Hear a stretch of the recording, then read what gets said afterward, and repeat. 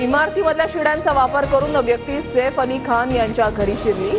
दोघे सीसीटीव्ही मध्ये कैद। 10 टीमकडून शोध सुरू। आरोपी चोरीच्या उद्देशाने आल्याची पोलीस उपायुक्त गेडाम यांची माहिती। सैफ अली खानवर शस्त्रक्रिया पूर्ण। सैफच्या शरीरातून 3 इंचाची टोकदार वस्तू काढली। 2 वार गंभीर। सैफच्या शरीरावर मोठ्या जखमा।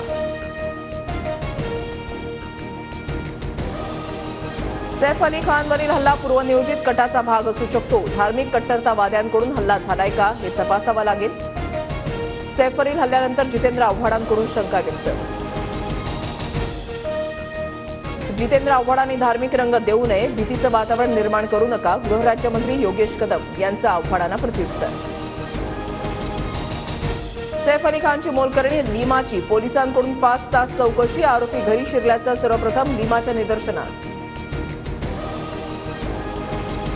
मुंबईतील कायदा सुव्यवस्था ढासळते, मुख्यमंत्र्यांनी गांभीर्यानं घ्यावं। सैफ अली खानवरील हल्ल्यानंतर शरद पवारांची प्रतिक्रिया। जनतेला सुरक्षा देण्यात राज्य आणि केंद्र सरकार अपयशी। अभिनेत्यांना सुरक्षा पुरवता येत नसेल तर सर्वसामान्यांचं काय होणार? अरविंद केजरीवाल यांची टीका। 90% पोलीस फुटलेल्या आमदार आणि खासदारांच्या सुरक्षेत। राज्यामध्ये काय सुरू आहे? गृहमंत्र्यांनी विचार करावा। संजय राऊतांची टीका।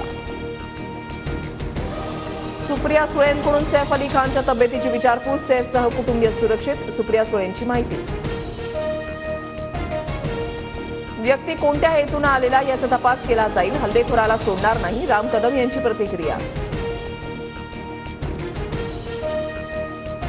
महाराष्ट्रामध्ये कायदा सुव्यवस्थेचे धिंडवडे, पोलिसांची सुरक्षा असलेलेच सुरक्षित नाहीत तर सर्वसामान्यांच्या सुरक्षेचं काय? सैफवरील हल्ल्यानंतर वर्षा गायकवाड यांचा सवाल। बारामतीमधल्या कृषी प्रदर्शनात शरद पवार, अजित पवार आणि सुप्रिया सुळे एकत्र। माणिकराव कोकाटे, पंकजा मुंडेही उपस्थित।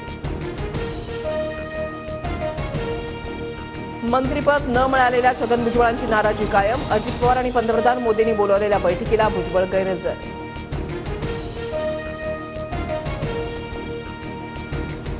लाडकी बहीण योजना मतदारांना आमिष दाखवण्यासाठी नाही तर महिला सक्षमीकरणासाठी। सरकारवर अतिरिक्त भार नाही। राज्य सरकारचं हायकोर्टाच्या नागपूर खंडपीठात शपथपत्र। 3 मार्चला अधिवेशन सुरू होणार तर 10 मार्चला अर्थसंकल्प सादर केला जाणार। अजित पवार यांची माहिती। माझी खुली किताब, माझ्या कोणत्या गोष्टी बाहेर काढायच्या त्या काढू दे। ज्यावेळेला मंजिरी कराड माझ्या गोष्टी उघड करतील तेव्हा उत्तर देणार। बजरंग सोनवणेंची प्रतिक्रिया। शिवसेनेच्या मंत्र्यांची आज एकनाथ शिंदेंनी बैठक बोलावली। मुक्तागिरी निवासस्थानी दुपारी बैठक। स्थानिक स्वराज्य संस्थांच्या निवडणुकांवर चर्चेची शक्यता। मुंबईत वाढलेल्या प्रदूषणाची उच्च न्यायालयाकडून दखल। पेट्रोल डिझेलच्या गाड्या टप्प्याटप्प्यानं हटवण्याबाबत आणि इलेक्ट्रिक गाड्या वाढवण्याबाबत समिती नेमण्याचे निर्देश। एव्हरेस्टनंतर फसवणुकीचा आणखीन एक घोटाळा उघड। मनीएस कंपनीकडून 3000 गुंतवणूकदारांची 100 कोटींची फसवणूक। मनीएस कंपनीच्या 4 संचालकांच्या विरोधात गुन्हा दाखल।